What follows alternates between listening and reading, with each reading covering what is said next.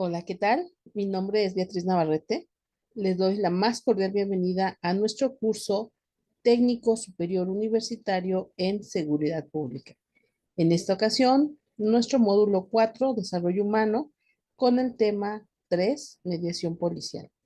Nuestra sesión es la 6, principales técnicas del mediador.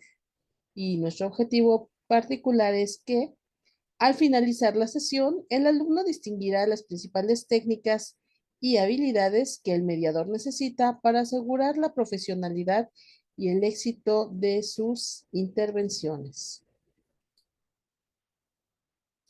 Pero antes me gustaría que diéramos un breve repaso por nuestro tema anterior, que como ustedes recordarán, estuvimos hablando acerca de los recursos y habilidades claves para el policía mediador. Durante esta sesión hablamos, entre otras cosas, de las técnicas para una comunicación eficiente y decíamos que había 4 pasos o 4 puntos que había que tomar en consideración. El primero de ellos, como estamos viendo en la pantalla, es mantener una escucha activa y que esto básicamente es la habilidad de escuchar al otro de manera empática, ¿no? La persona ha de tener la habilidad de poner toda su atención no solamente en lo que está diciendo el emisor de manera verbal, sino también la forma en que lo está diciendo, es decir, los componentes latentes del mensaje, tales como los sentimientos, los pensamientos, etcétera. Una escucha activa supone una disposición psicológica ante la comunicación con el otro, ir identificando la comunicación verbal, pero también la comunicación no verbal, tomando en consideración, pues, cuál es el comportamiento del hablante. Un segundo punto importante que manejábamos era crear relaciones de confianza. Esto es por parte del mediador hacia las personas con las que está trabajando. Decíamos que las situaciones derivadas de un conflicto pueden llevar a actitudes defensivas por parte de los otros, ¿verdad? El aislarse o directamente la falta de confianza hacia los demás. Y esto, pues obviamente va a generar dificultades en la gestión de la solución del conflicto. Es de ahí o es por esta situación la importancia de establecer estas relaciones de confianza. ¿Y cómo? Bueno, pues atendiendo a varios aspectos, como por ejemplo el tono de la voz, la explicación pausada y eficiente de los criterios que se tomarán en consideración para la solución de los conflictos y también mencionar los temas a discutir e inclusive, como lo vamos a ver en la sesión del día de hoy, agregar una pizca de buen humor. El tercer punto que manejábamos es enfocar y dirigir adecuadamente la discusión y como nos damos cuenta, pues esta es una de las partes medulares de nuestra labor como gestores del conflicto, ya que de ello dependerá en gran medida que la negociación lleve a buenos términos. Y para lograrlo, hay que mejorar, como decíamos ya con anterioridad, las pautas de comunicación, identificar muy bien el objetivo al que se quiere llegar y pues también clarificar cuál es la forma en que se va a llegar a la solución del conflicto. Otro punto importante, nos dice nuestra imagen, promover un discurso descriptivo Sabemos que en todo conflicto están mediadas las emociones y los intereses y que más de una ocasión estas emociones, estos intereses van a asomarse a la hora de querer solucionar el conflicto. Entonces, el policía mediador debe de tener la capacidad de ser neutral, no juzgar, ¿verdad?, a los participantes y, por el contrario, irlos encaminando a que vayan describiendo de una manera clara, de una manera objetiva, cuál es la situación en la que se encuentran.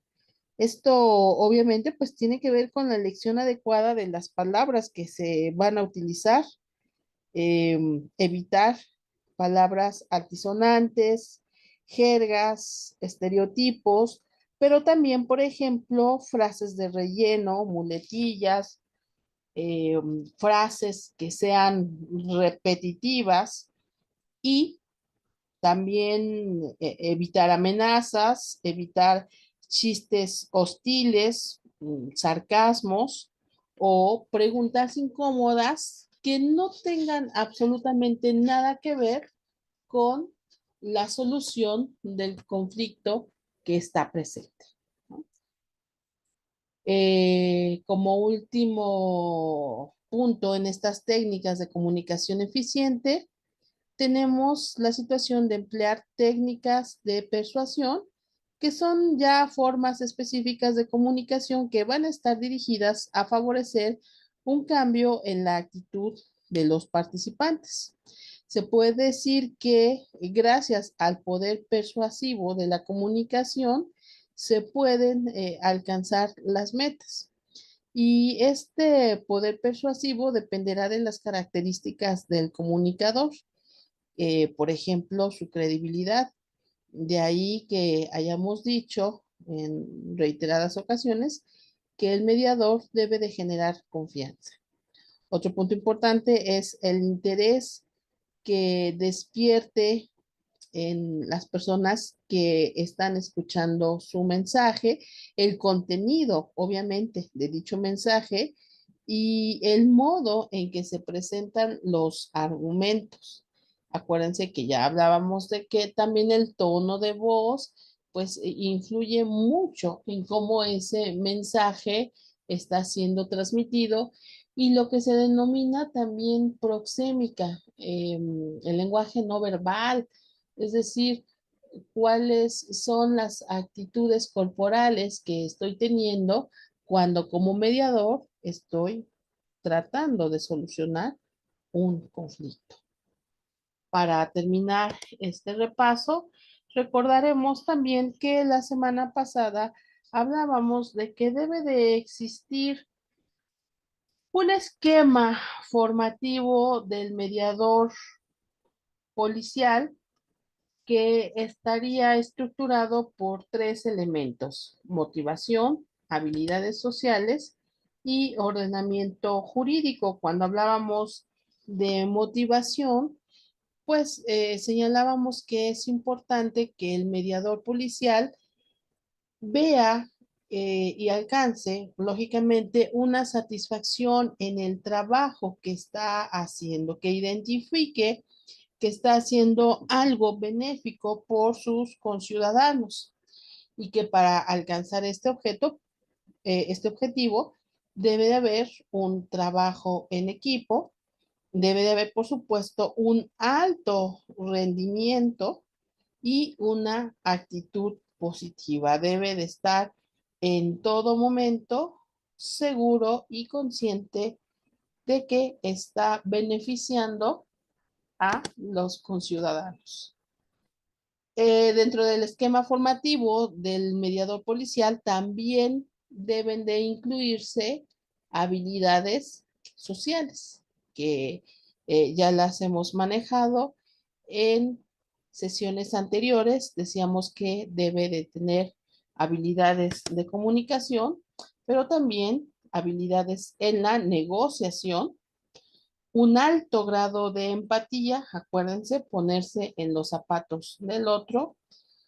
Y por supuesto, control de las emociones. En primera instancia, las propias, pero también control de emociones o ayudar al control de emociones de las personas que están en discordancia. Entonces, debe de conocer estos elementos. Y por último, decíamos conocer el ordenamiento jurídico.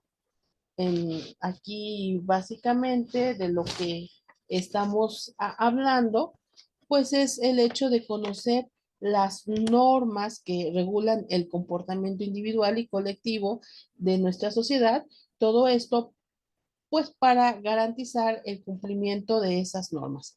Hay que tomar el cumplimiento de las leyes no solamente como un fin, sino más bien como un medio para mantener la convivencia pacífica.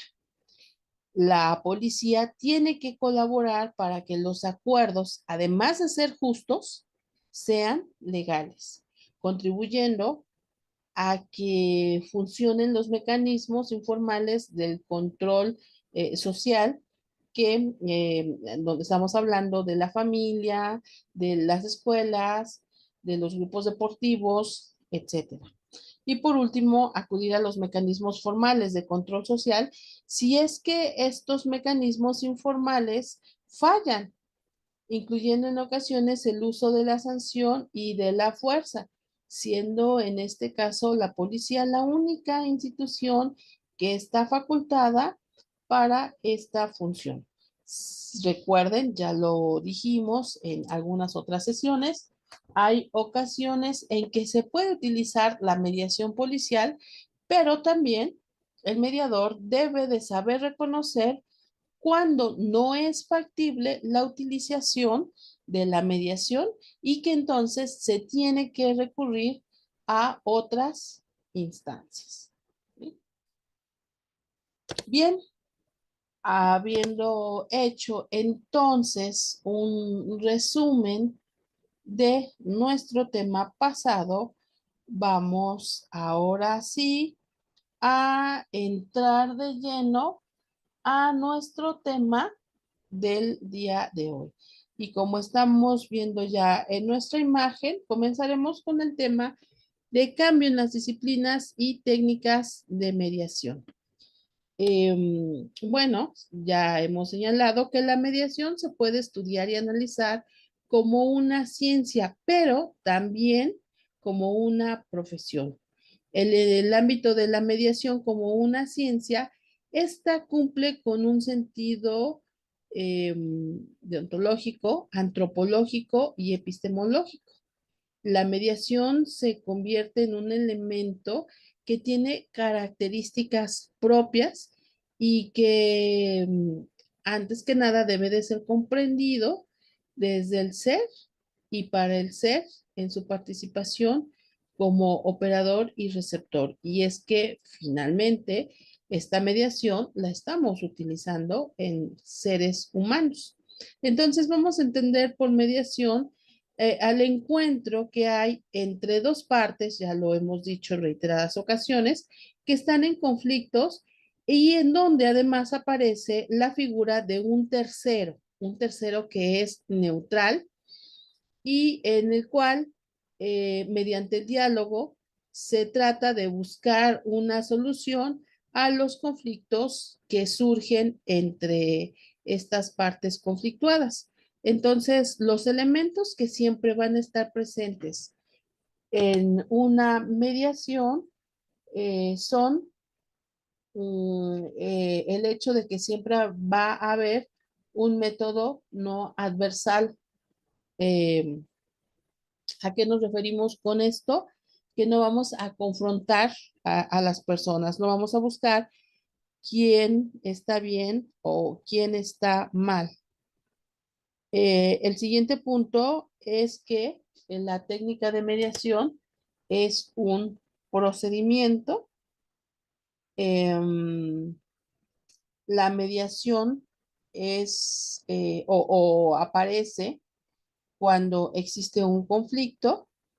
También hay que señalar que estamos hablando de que debe de haber una mediación cuando existe la intervención de un tercero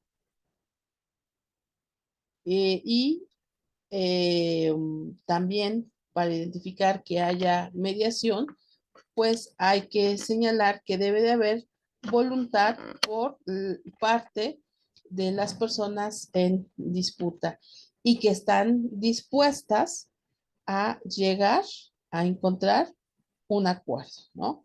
Entonces la mediación nace como una herramienta ideal para la solución pacífica de los conflictos, principalmente dirigida a las relaciones interpersonales, las relaciones que surgen en el seno de los grupos sociales.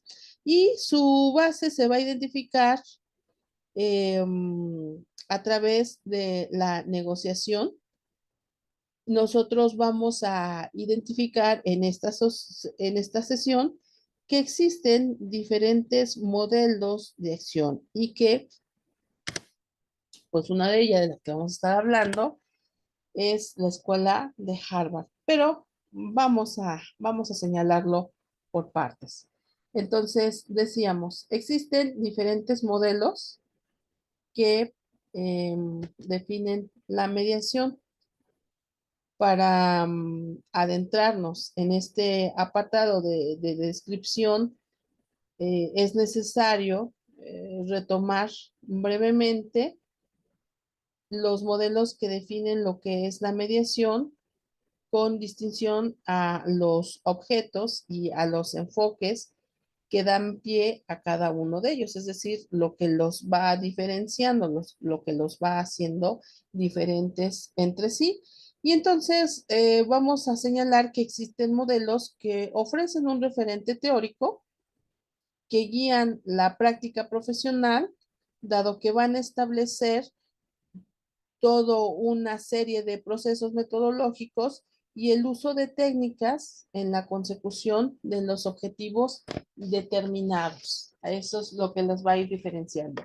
Y entonces, de primera mano, podemos identificar tres modelos. El primero, de acuerdo a lo que estamos mirando en la imagen, pues es el modelo de mediación con origen en los modelos de negociación de la escuela de Harvard. Este modelo centra su atención en el objetivo, que principalmente es obtener el acuerdo y poner énfasis en establecer canales de comunicación entre las partes con la finalidad de alcanzar un acuerdo sin más.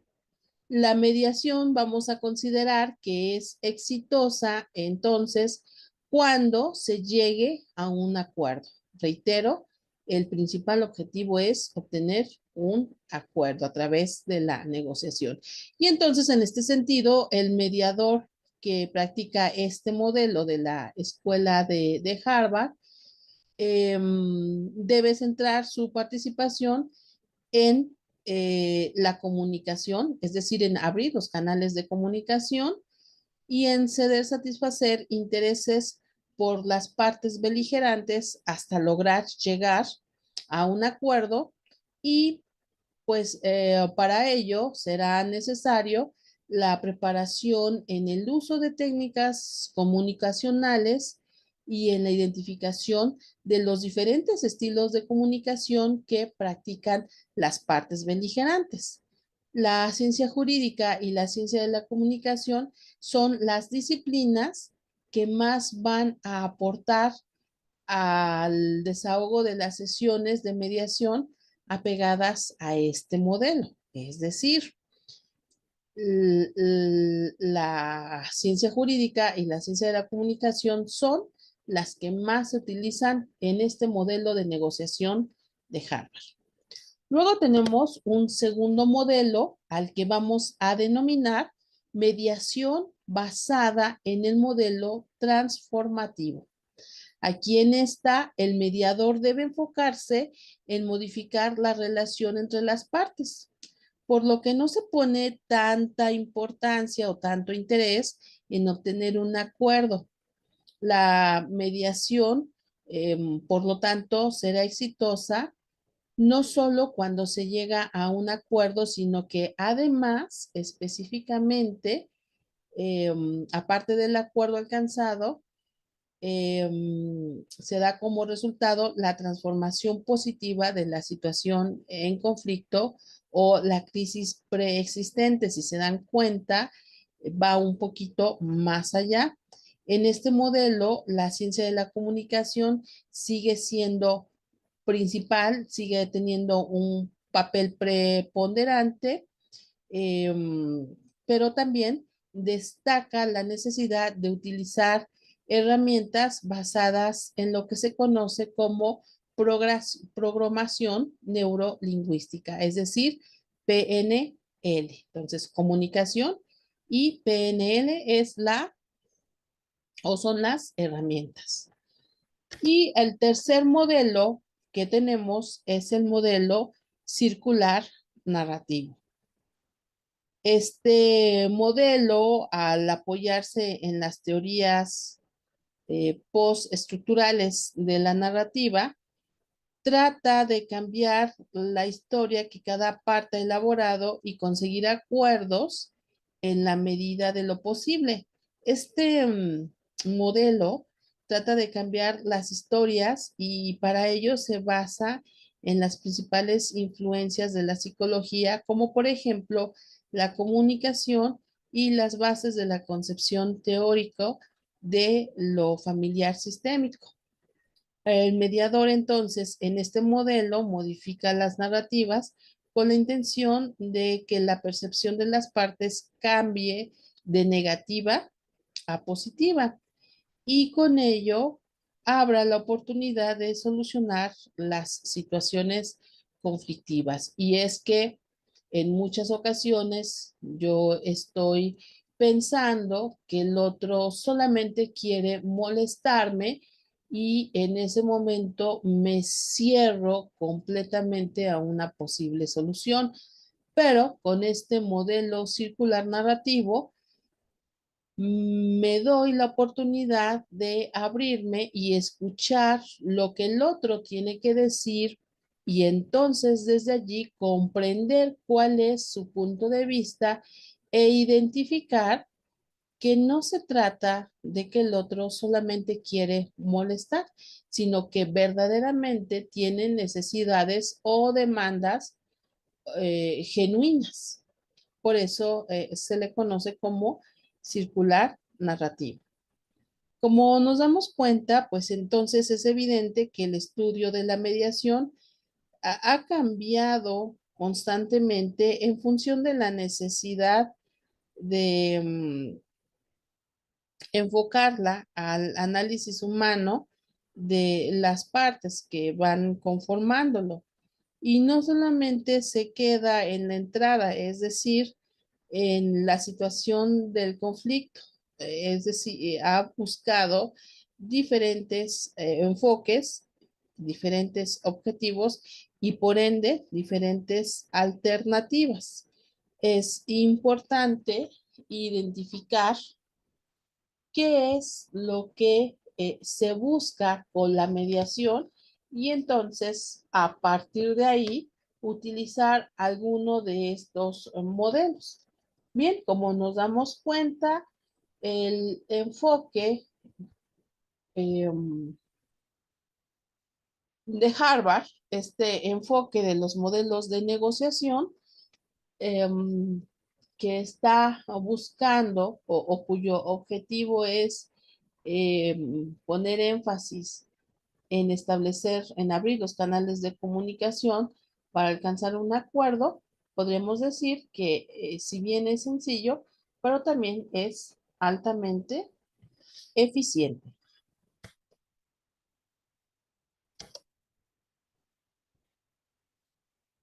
Hablemos ahora de las principales técnicas del mediador.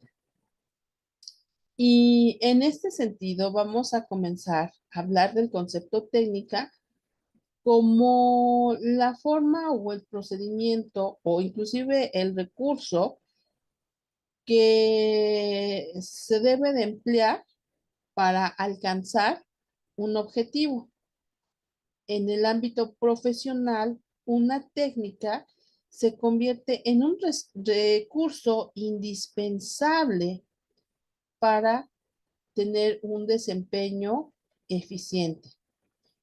Y cuando estamos hablando de mediación policial, el mediador debe de contar desde su formación con técnicas básicas para desempeñar su actividad, su profesión. Aunque también es importante reconocer que la experiencia y la práctica, como en toda profesión, es lo que en un momento determinado convertirá la técnica en una verdadera herramienta profesional, ¿no? El actuar del mediador no necesariamente se debe de apegar a uno de los modelos que describimos anteriormente de manera única y exclusiva, sino que dependiendo de las características de las personas del conflicto en cuestión,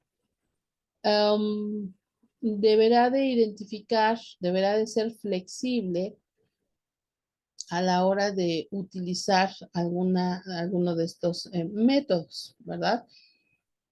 Como decíamos hace ratito, pues también por eso interviene mucho la experiencia.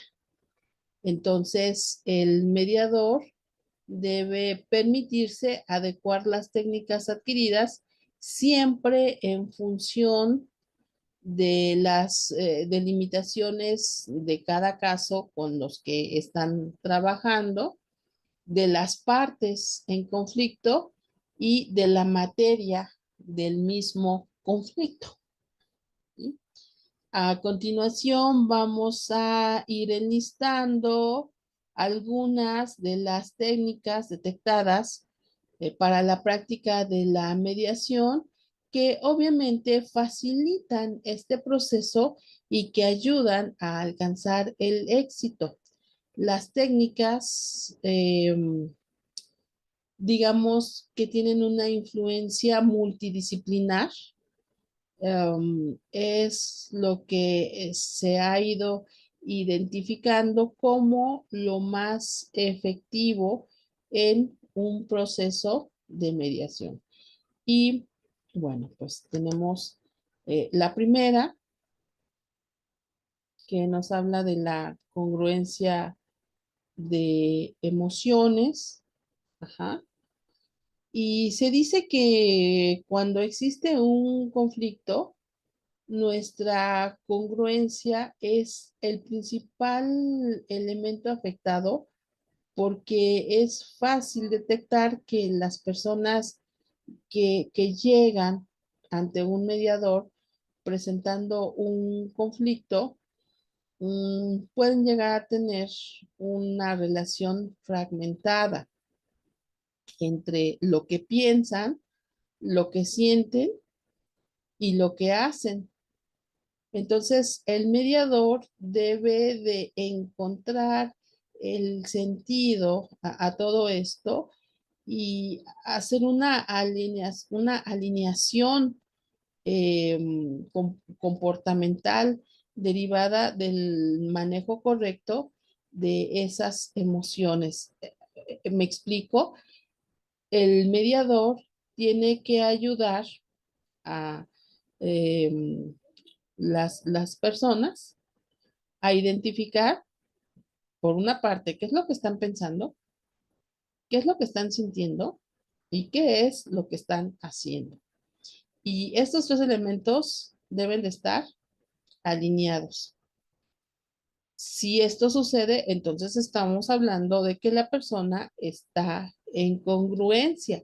Y al estar en congruencia, esto provoca una sensación de bienestar que ya de alguna forma nos está abriendo la puerta para poder llegar a un acuerdo. Entonces, en las partes involucradas, se debe de hacer una invitación expresa para que de manera tranquila, de manera adecuada, se detengan a pensar si lo que está expresándose de manera verbal corresponde en realidad a lo que está sintiendo, tanto en la situación conflictiva como en el momento de estar intercambiando ideas. Y entonces aquí el mediador debe de ayudar a las partes a identificar las emociones reales y a expresarlas, insisto, de una manera congruente. La segunda técnica que va a ayudar, que va a auxiliar al mediador, es identificar el lenguaje no verbal. Ya en algún momento hemos dicho que por supuesto es importante lo que las personas están expresando de manera verbal, pero como decíamos anteriormente, debemos de identificar si existe o no congruencia entre lo que se dice de manera verbal y lo que se dice de manera no verbal, ¿sí? Algunos autores, algunos psicólogos refieren que entender el lenguaje corporal es esencial porque más del 50% del impacto de un mensaje procede precisamente de los movimientos del cuerpo. Se deben tomar en cuenta cuando estamos en un proceso de mediación las formas de comunicación no verbal y los movimientos corporales, así como las relaciones espaciales o la proxémica, que también en algún momento lo hemos hablado. Se dice que la clave de la comunicación se da cuando hay una relación de congruencia entre lo verbal y lo no verbal, es decir, la relación directa y clara que existe entre estas dos maneras de comunicarse, porque entonces se entiende lo que la persona está expresando. Y para el mediador es bien importante saber ser congruente en su participación y en su discurso, como también el desarrollar las habilidades para detectar la incongruencia, no solamente propia, sino de las otras partes, y con ello aprovechar la oportunidad para abrirse camino en la expresión de las emociones y el manejo del conflicto. Entonces nos damos cuenta que esta es una herramienta primordial para hacer y aprender a detectar las emociones. Y también esto nos conlleva a la, al planteamiento de las preguntas correctas, de las preguntas adecuadas, ¿no? Tenemos como mediadores la obligación de conocer la kinestésica social, la kinestésica que se da en nuestro grupo, o conocer cómo se da la comunicación corporal, porque esto es social y es aprendida definitivamente, ¿no? El uso de los gestos se transmite generacionalmente y también, obviamente, dentro de las sociedades, por lo que no es fácil que yo cambie de manera consciente mis gestos, mis movimientos, y cuando existe una incongruencia es muy fácil de ser detectada por el ojo entrenado, es decir, en este caso, pues por el policía mediador. La proxémica que existe entre las personas de diferentes comunidades va a variar. La proxémica de alguna forma es un tanto cultural. Bien. Otra de las técnicas que posee el mediador, es la denominada las dos columnas. Y la idea central de este método es tomar conciencia del subtexto que hay dentro de las conversaciones, ¿no? ¿A qué me refiero? Em, este contexto no siempre es consciente y está conformado por ideas que pueden ser explícitas o implícitas que ante situaciones conflictivas terminan siendo desplazadas, ocultadas o inclusive negadas.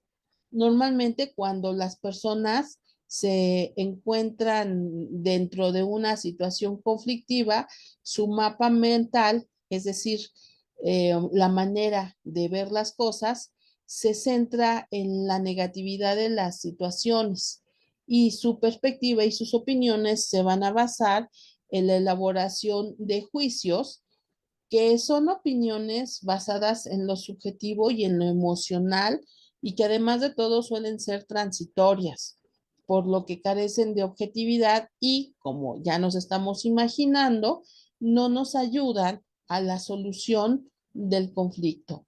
Las personas tienen juicios que emiten desde una subjetividad y que por ende en la mayoría de las ocasiones no son reales. Hace ratito decía yo, la persona puede creer, puede tener el juicio de que el contrario solamente realiza ciertas conductas para molestarlo abiertamente. Ahí estamos viendo una opinión basada en lo subjetivo y en lo emocional. Y además, como decía, en muchas ocasiones son transitorias. En este momento puedo estar muy enojado con el oponente, pero ya después, cuando dicho enojo desaparece, me doy cuenta que actué de una manera impulsiva y entonces puedo sentir que no era eso lo que quería proyectar, ¿no?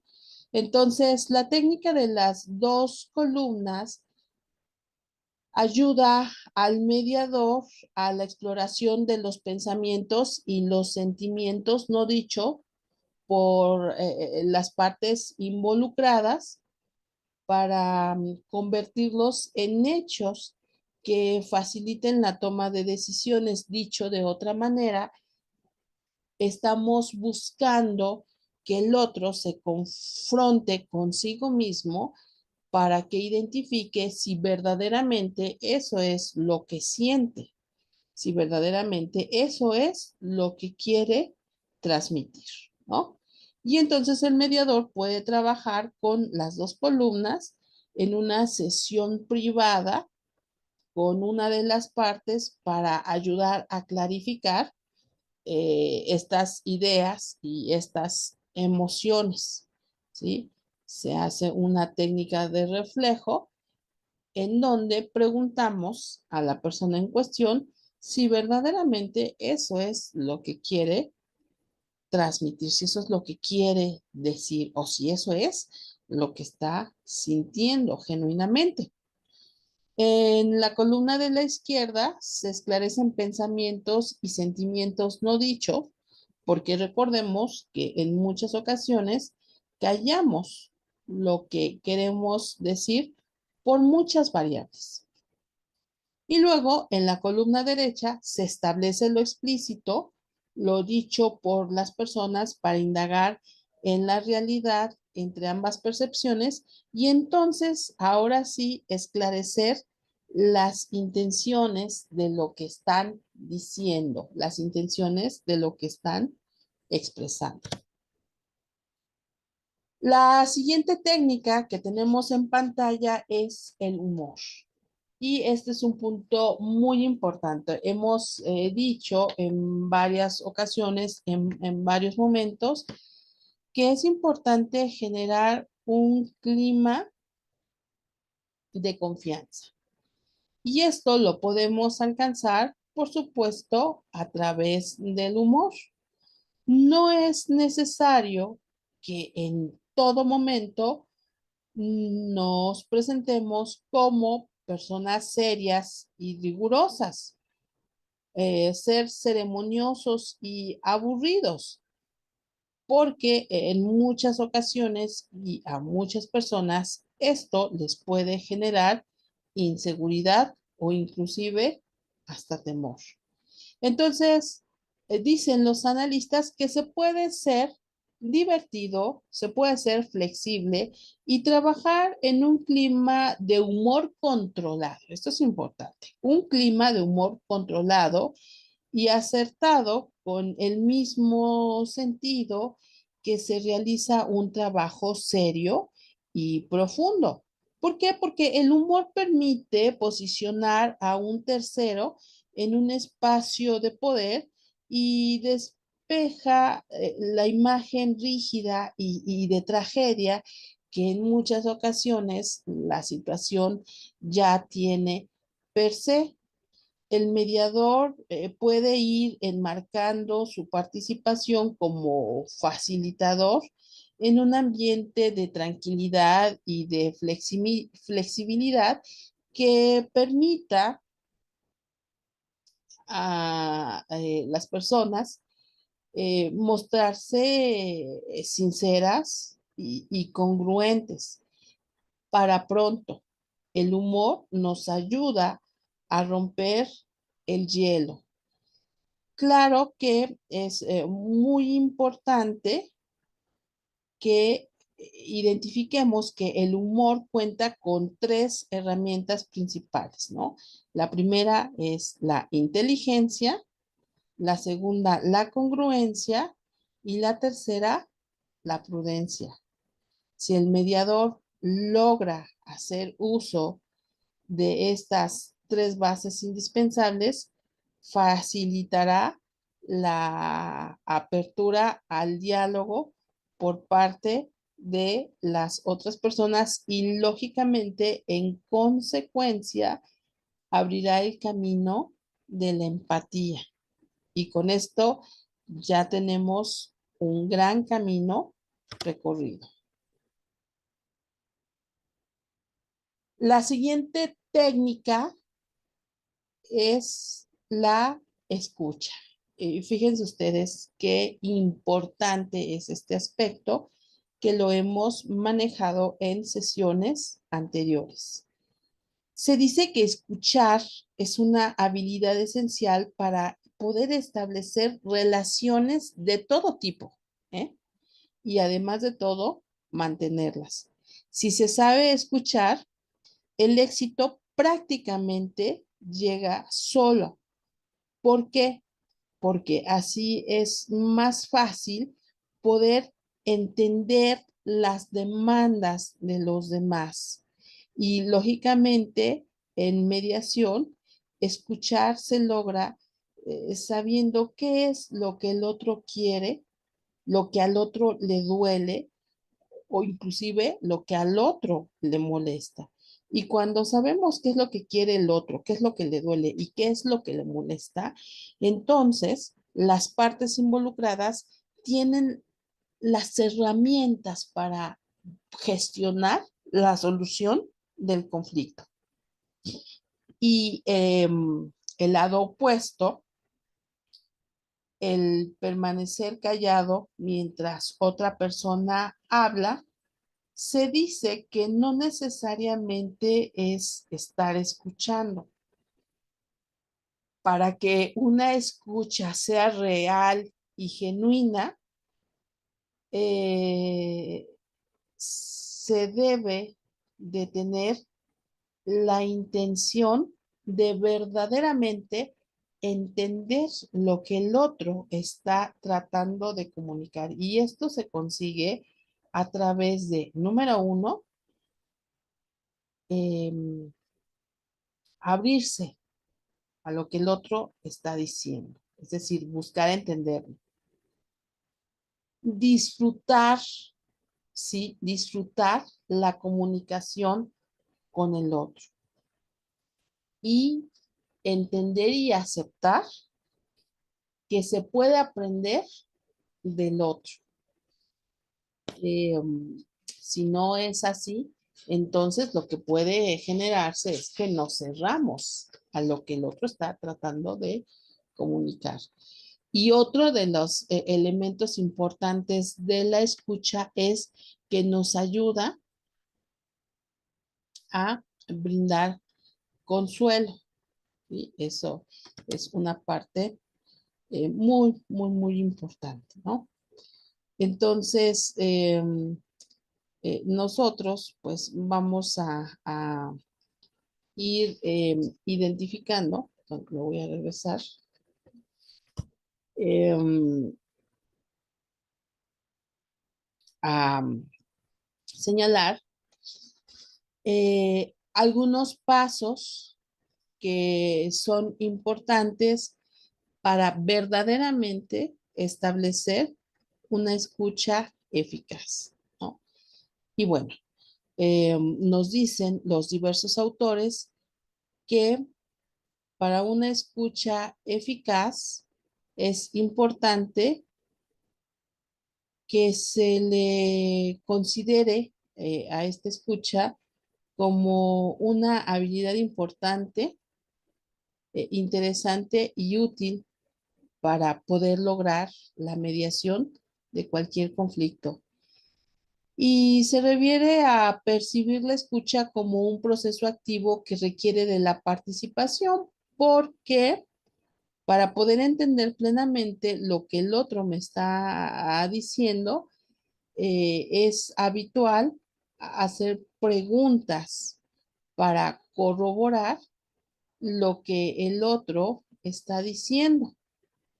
Necesitamos parafrasear, necesitamos aclarar, necesitamos hacer comentarios. Esto nos sirve también para eliminar la posibilidad de tener errores en la decodificación, es decir, en el entendimiento del mensaje. No es suficiente, en definitiva, solamente callarme y oír lo que el otro está diciendo. Necesita ser activo, ¿no?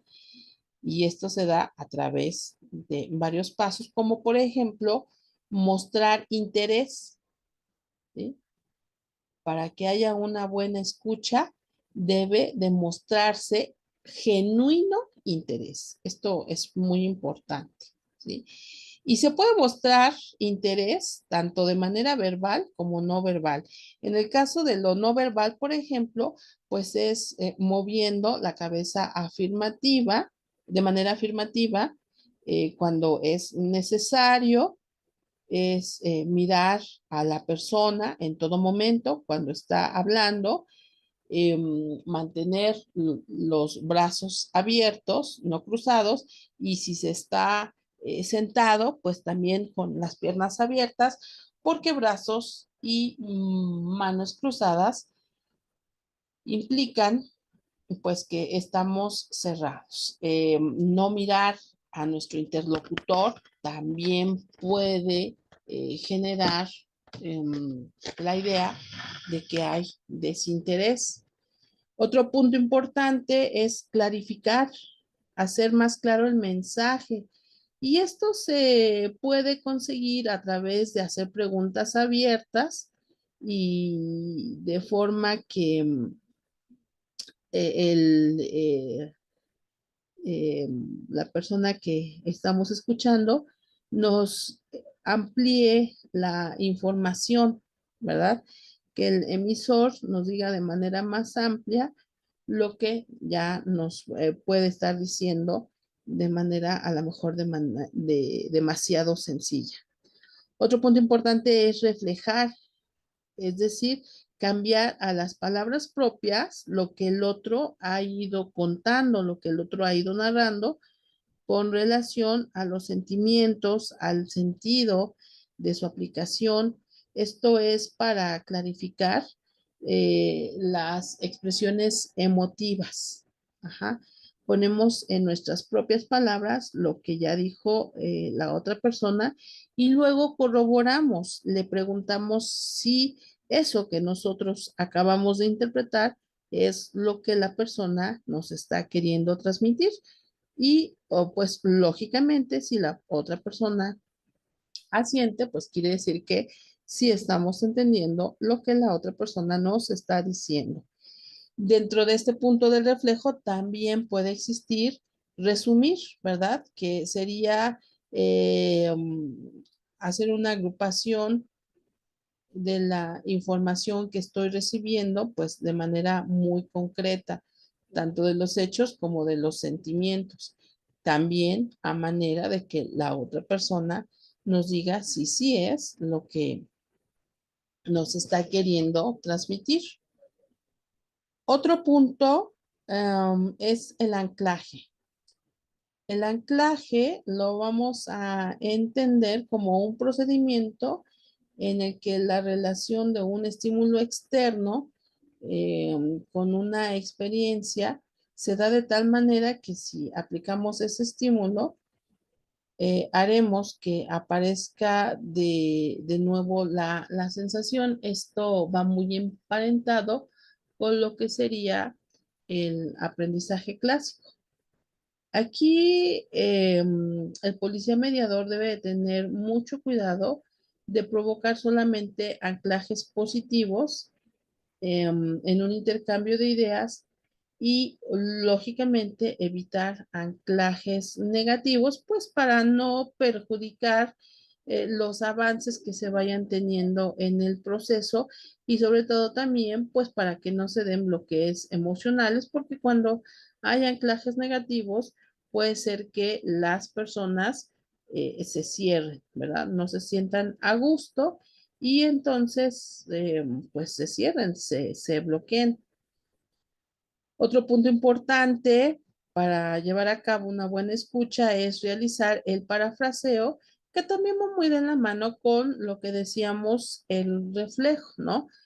Al escuchar un relato, se puede devolver su contenido a la otra parte que nos lo acaba de narrar, que nos lo acaba de decir, como una manera de asegurarnos que verdaderamente estamos entendiendo lo que la otra persona nos está señalando, ¿no? Hay tres elementos importantes en el parafraseo. Uno son los hechos, otras son las opiniones y otros son los sentimientos. Hay que identificar muy bien qué es lo que le vamos a regresar a la otra persona. Hechos concretos, conductas, nuestras opiniones o los sentimientos. Las paráfrasis son sumamente necesarias para poder constatar que estamos llevando a cabo una buena escucha. Una paráfrasis significa decir con sus propias palabras lo que cree que alguien acaba de decir para que la otra persona nos corrobore, ¿verdad? Sí, sí es eso lo que te estoy diciendo. O que nos diga, no, no es eso lo que estoy tratando de decirte. Y entonces nuestro interlocutor nos vuelve a referir lo que nos está comentando de tal forma que nos quede más claro. Bien, el siguiente punto importante para una técnica de mediación es el preguntar, hacer preguntas que nos ayuden a abrir la comunicación. Y en este sentido hay que señalar que existen diferentes tipos de preguntas. Por ejemplo, tenemos preguntas cortas que suelen ser muy concisas, muy ajustadas em, con respecto a lo que queremos conocer. También tenemos preguntas cerradas, donde se introducen pausas y entonces obligan a resumir o a concretizar alguna situación. Tenemos preguntas abiertas que nos van a permitir explorar otras áreas, otras zonas o inclusive ampliar ideas o ampliar situaciones que ya se nos habían comentado, pero que nos pueden ayudar a elaborar una hipótesis. Tenemos preguntas estratégicas que nos permiten comprobar nuestras hipótesis y que nos ayudan a elaborar nuevas historias. Nos permiten abrir otros campos, otras ideas y normalmente van a ser útiles para eh, analizar y para identificar ciertas situaciones. Por último, vamos a señalar que podemos tener preguntas circulares. Las preguntas circulares ilustran al mediador y a las partes en conflicto sobre cómo viven todos la situación o el conflicto. Y lógicamente nos va a aportar nueva información a todos los participantes que nos va a ayudar a profundizar, a conocer el conflicto y que por lo tanto nos van a ayudar también a encontrar soluciones. Se dice que las preguntas circulares invitan al que va a responder a ponerse momentáneamente en la posición y desde la perspectiva de la otra parte. Entonces, pues nos ayudan a comprender, ¿no? Luego tenemos lo que sería agente de realidad, y esta técnica suele utilizarse en sesiones privadas, ujú, en donde se aplica cuando el mediador considera que las partes están perdiendo los puntos de vista objetivos y coherentes y se están yendo hacia situaciones irreales, o sea, se están perdiendo. Entonces, el mediador actúa como un agente de la realidad a través de preguntas abiertas, de preguntas reflexivas, hipotéticas, todo esto pues con el objetivo de movilizar a las partes involucradas, hacer una revisión realista de lo que se está haciendo y de cómo de repente se está perdiendo de vista el punto central, que es la búsqueda de las soluciones, ¿verdad? Hay ocasiones en que el diálogo deriva en situaciones que no son importantes o que no son coherentes o simplemente no nos van a ayudar a solucionar el problema. Entonces, ahí el mediador tiene que llevar a los involucrados nuevamente a la parte central del asunto. Y tenemos en penúltimo punto la lluvia de ideas, eh, que básicamente busca generar una serie de, valga la redundancia, de ideas que puedan ayudar en el proceso de la solución. Son posibles opciones de soluciones al conflicto que tendrían que irse analizando porque algunas podrían ser descabelladas, otras no tanto, pero en muchas ocasiones, pues pudiera ser que las ideas descabelladas nos lleven a soluciones, mientras que las ideas que parecen coherentes nos sigan dejando estancados. Entonces, lo importante es generar un número extenso de ideas, ir explorando eh, cada una de ellas para ir encontrando las que sean más adecuadas. Estas ideas nos pueden ayudar a plantear y resolver problemas y también nos pueden ayudar a identificar cuáles son las causas de los conflictos, ¿no? Y para finalizar, tenemos lo que sería el reencuadre, que es transformar un significado colocándolo dentro de un marco o un contexto distinto del que se está percibiendo inicialmente. Cuando reencuadramos, vamos a obtener nuevos niveles de conciencia. La verdad es que el reencuadre debe de perseguir el objetivo de cambiar la necesidad del mediador de expresar permanentemente el porqué de las cosas. Y en vez de eso, preguntarse el qué y el para qué de las mismas. Todo esto provocando con ello la necesidad de acción, este, en la búsqueda de las soluciones.